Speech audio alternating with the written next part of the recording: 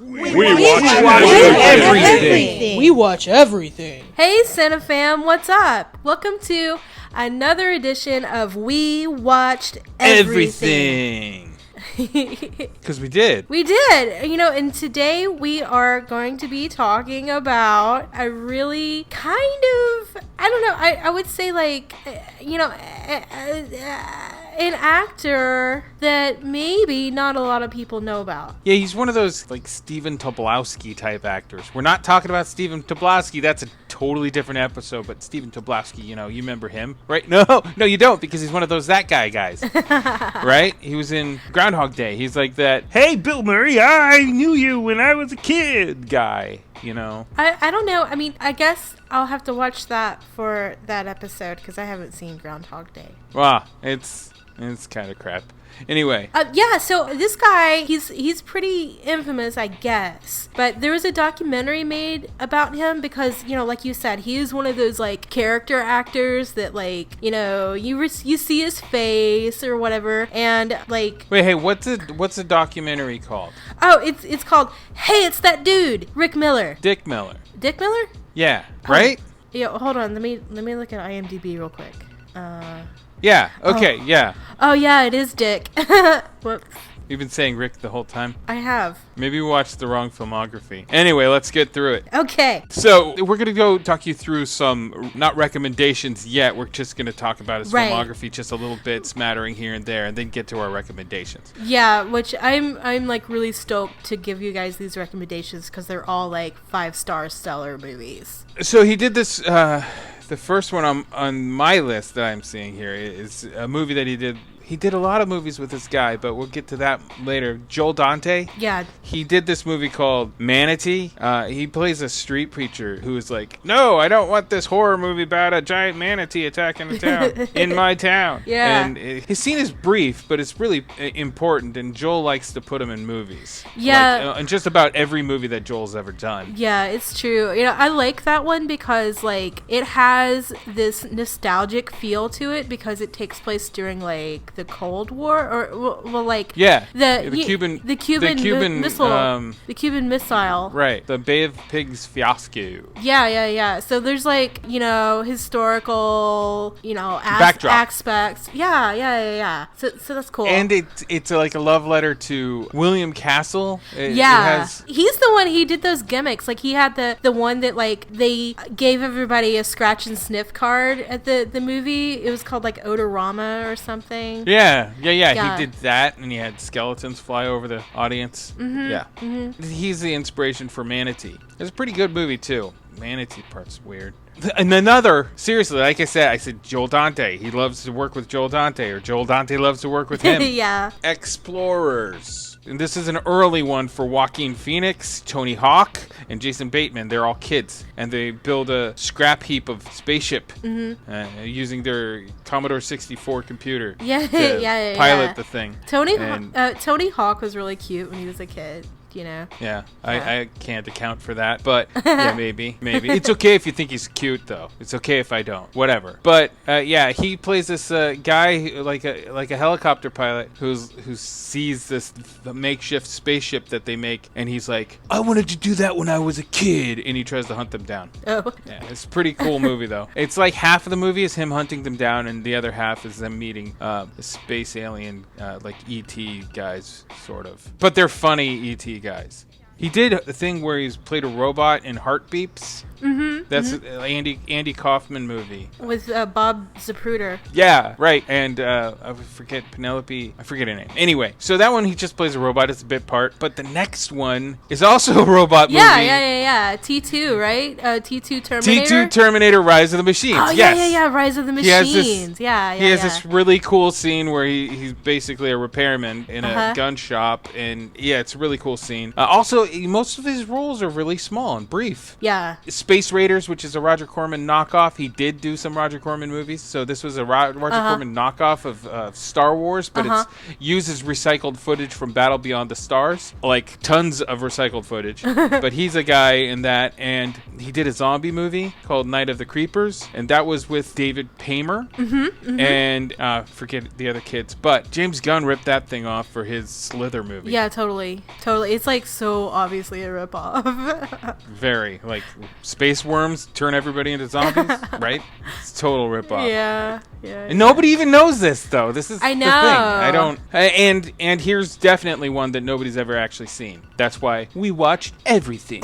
Totally. It's Motorama. Oh, yeah. It's a kid's movie, but it's like rated R at the same time because it has boob in it. Yeah. And the kid loses an eye at one point. Yeah. And Dick Miller's... I don't want to give it away, but he loses his money and abandons his kids in forest. I don't want to give it away, but you should watch the movie. It's pretty great. It's actually one of my favorites. It's really, really good. Motorama. Try to find it. I bet you can't. I bet you can't. I bet you can't. But anyway. There's a lot of other cool cameos in that, too. Tons. Like Anthony Kiedis. And Ad Rock from the Beastie Boys. Right. He's in it. Deputy Hawk from Twin Peaks.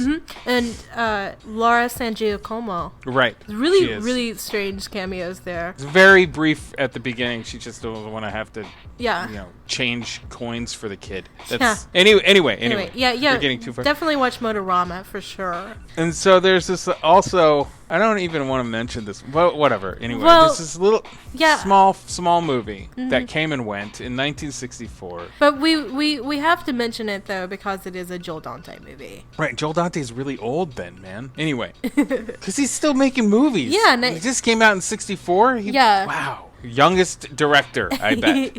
It's Gremlins, right? Gremlins, yeah. Came and went, but it was really influential in special effects alone. Like, it needs a Criterion edition.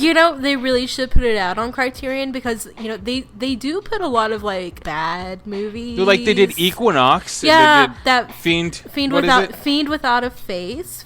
I hate that movie. Fiend Without a Face. Yeah. That's the Italian version. Yes. Like, I hate Fiend Without a Face. It's so bad, but it's got these really cool special effects of hopping brains, and at the same time, like, is very influential on even Gremlins. In fact, Gremlins is kind of a ripoff of Fiend Without a Face, if you ask me. Yeah, I could say that too. But yeah, like you said, the special effects on like the Gremlins themselves is like really, really important. It's like a stepping stone or like a milestone in B horror cinema. Really, right? And I'm not going to even deny that his role wasn't fun, because it was. Yeah. Futterman was fun. He's a Korean War vet. He's like, those gremlins attacking my snowplow and all that stuff. My biggest lament is that they never made a sequel to this. Yeah. Because they could have easily. They really could have. They could do it. I mean. Yeah, you see a lot of movies now, like sequels that are coming out like years and years later, like, Zoolander 2. Sometimes they do it with, TV shows. Like we mentioned Twin Peaks before, but we're mentioning it again. They did that with Twin Peaks 25 years later. So why not with Gremlins? Just have Gremlins 2, another bunch. You could have Billy working in New York or some other metropolis as like at an ad agency, and the Gremlin comes and finds him somehow. And the B story, you could have a B story or a C story. I don't know how many threads you could do, but you could pack this thing to the gills, and you have Futterman and his wife on vacation to New York, and then they get trapped up. They're just trying to, he's got PTSD from everything now, and then he's just trying to chill in New York, right. The sights, and then gets wrapped up in the adventure again. New York is really chill though, like it's pretty quiet. It's like secluded in a lot of places. So it makes sense that would be the B story. Yeah. So but he's dead. So that would be difficult to bring him back. Well, they could do it, like they did Paul Walker in those Fast movies. Oh, right. Or like the hologram Tupac. Yeah. Just have, hologram. That sucks. It does suck, and you know what sucks even more is that, like, Dick Miller is, like, such an obscure person that not only do a lot of even self-professed film lovers not know who Dick Miller is, like, even the Academy of Motion Pictures Sciences, Arts and Sciences, whatever it is, Farts and Sciences, because they're freaking fart faces for forgetting them. They're old farts. And they totally left him off of the in memoriam from the Oscar ceremony, like, whenever it was. And I was personally offended. Yeah, I was too. It really did suck. But let's get on to our actual recommendations, because we're just spitballing through those things, just like little trivia here. Right. Well, you know. By the way, just really quick, I just want to say you should really be a scriptwriter, because that Gremlins 2 is pretty boss sounding. Wow, thank you. Yeah. Because I had a lot of time to think about it between 64 and now. Yeah. Okay. So our recommendations. Now, these are the movies that we think you should see the most. Like, out of all of Dick Miller's movies, these are the ones that, maybe a lot of people haven't heard too much about, or, not a lot of people talk about them. So we wanted to get some deeper cuts for you guys, bring some stuff up to the forefront. So here we go. All right, number 1 on the list, yet again, another Joel Dante movie. Right. The Suburbs. Yeah, The Suburbs is pretty cool. It's like Texas Chainsaw Massacre, but in suburbia. Right? But funny. Yeah, it's really funny. What's significant about The Suburbs is that it is Peter Scolari's first starring role, like America's Big Papa. Yeah. He's America's daddy. Yeah, everybody loves Peter Scolari these days. Yeah, and it has also, at the time, teen actor Corey Haim was in it. Mm-hmm. And they have like this really cool scene with him, actually all the guys, standing around discussing what they're going to do with the Texas Chainsaw Massacre suburb people. Yeah. And it's just this really hilarious clip. We're going to play it right here. Dick Miller and Corey Haim. What else could you do with those shoes? Shut the fuck up, kid. We're trying to do some acting. So funny, dude. It is very funny. It's like probably the most memorable scene in the whole movie. It's hilarious. Yeah. So that's Suburbs. You guys should, we just basically, Texas Chainsaw Massacre in suburbia. Yeah. It's pretty cool. Yeah. That's pretty great. Yeah. And it's funny. So watch that. Mm-hmm. Next one. Okay, I got to preface this. Okay. In the late 80s, early 90s, there was a TV show on HBO. Mm-hmm. It was a horror thing based on some old comics. Right. Called Tales from the Dark Side. Yeah. And it ran for 5 or 7 seasons, something like that. And into the 90s, they decided to make some movies. So they made 3 movies, and the first one is the one that we're going to discuss right now, just briefly. It's Tales from the Dark Side's Demon Knight. Yeah. I watched this movie with a bunch of girls at a slumber party. That was my first exposure to Demon Knight, and I had such a blast with it. Okay. Yeah. Cool. Yeah. I remember this movie in particular because of the soundtrack. It was huge. Yes. I used to watch 120 Minutes on MTV, and they would constantly play these. It was a combination of rap and rock. Right. Yeah. This is seriously one of my favorite soundtracks ever. Yeah, it was like alternative bands like Sonic Youth would get together with like Cypress Hill or other like rap groups, and like they'd pound out this amazing song. It was that, that actually was Sonic Youth and Cypress Hill, but then like there's Biohazard with Onyx, right, and like Pearl Jam with Cypress Hill also, which Cypress Hill is the only one that got 2 songs on there. Well, they were really popular at the time. They were like insanely popular. I see what you did there. Yeah. Wink. Insane in the nuthead, crate brain part. I don't know what the lyrics are. Man, I haven't heard that song in so long. I love that song. But okay, so like Run DMC and Living Color, and Helmet and House of Pain, wow, Slayer, I know, and Ice-T. I just love it so much. It's so like inventive. Demon Knight soundtrack is awesome. Totally inventive and great, and works perfectly with Billy Zane and Dick Miller. Yeah. So also a musical. That one's not a musical, but it was a very musical movie. Right. A cool soundtrack. But the next one is a musical. Yeah. Roger Corman's Little Shop of Horrors from 1986. Suddenly Seymour.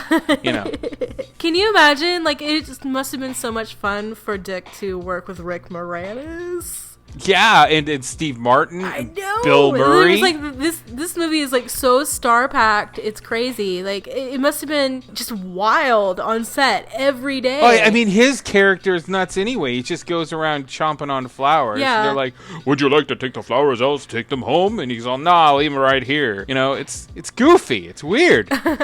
Yeah, but Little Shop of Horrors, also a really good soundtrack. Mm-hmm. I mean, I didn't do it justice. Well, yeah, I mean, for a musical, like, we do watch everything, but we don't really like, we don't prefer musicals. But this is actually probably my favorite musical. Yeah? Yeah, probably. Okay. I can get with that. Yeah, I mean, because it's got that cool doo-wop music, and yeah, it's pretty funny. Also, that girl from Martin is in the band. Martin, or whatever. Yeah, she's in the singing group. I said the Sirens, band. Band. That movie is kind of 50s-ish, and yeah, it's cool. I like it. Yep. Roger Corman does a good job sometimes, like with the choices that he makes on his productions, and that one very. They always good. seem to be extremely expensive productions as well. No, My God, stretches that buck. He totally does, and it just makes this amazing, like putting Michael Bay to shame sort of thing, Right. So also in 1986, there was another one. This is Fred Olin Ray's Chopping Mall. Yeah, Chopping Mall.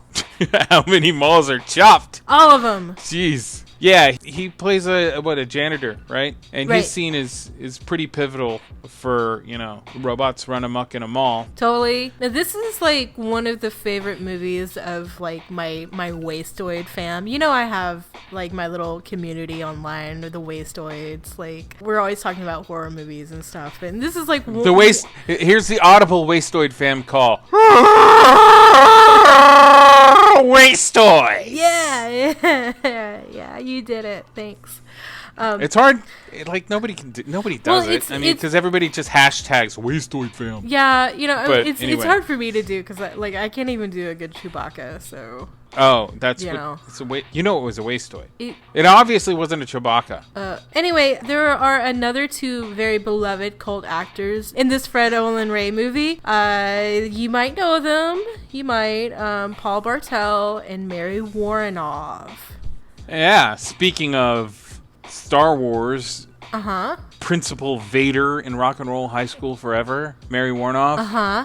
Oh my God, like 6 Degrees of Dick Miller. Corey Haim was in that with her. Oh yeah, he was. Crazy. God. That's great. Also in that was TV's Bill from Bill and Ted, the knockoff Bill. Oh. But Paul Bartel, didn't he direct like another Corman movie? Yeah. Oh, this is so I don't know if it's nebulous or incestual Hollywood incest or whatever. I don't know what it's called, but it was Death Race 2050. Yeah. I remember that one. Paul Bartel Yeah. did do that movie. And Mary Warrenoff was obviously in it because they're kind of like a partnership. Yeah. They ended up making a lot of movies together. They're so quirky. I can't believe they got married. Yeah? Yeah. Well, okay, so Chopping Mall, yeah, and more like Dick Miller likes robots running amok, it seems. Maybe so. Heart beeps and T2. But, yeah, this next one, though, is totally different, yet it is also a Joel Dante movie. Right. It is, I'll say, my personal opinion. This is the best werewolf movie of 1981. American Werewolf! Yes, American Werewolf. It is so good. Right? And he's the bookseller guy. Right. And it's his scene's really cool. I mean, because he only has one scene, but it's really cool. Mm-hmm. But I'm looking at the IMDb trivia here. It says this is part of a trilogy. A trilogy of werewolf movies? No. Walter Paisley trilogy. So the final. Wait. The final Walter Paisley movie was Chopping Mall. Okay. The middle movie is American Werewolf. He's the bookseller guy. He's the same name, Walter Paisley. Yeah. Okay. But then there's this thing called Bucket of Blood. What the heck is that? Bucket of Blood? Isn't that a Vincent Price movie? Yeah, I mean that's what I thought. That's why we didn't watch it. Huh. But wait, so this guy Walter Paisley is the same character? Apparently, they have the same name, same spelling. That's what IMDb says. Well, then it has to be true. Well, I guess we're gonna have to watch Bucket of Blood now. Yeah, I guess so. Well, that's all the recommendations that we have for you guys for Dick Miller. I had a lot of fun watching all these movies. I don't know about you. Yeah, I mean, not all of them, because obviously we didn't watch one of them. Well, all right, so next episode, you'll have to tune in next week because we're going to watch everything from character actor Steven Seagal. He does Method, right? Hey, save it for the podcast.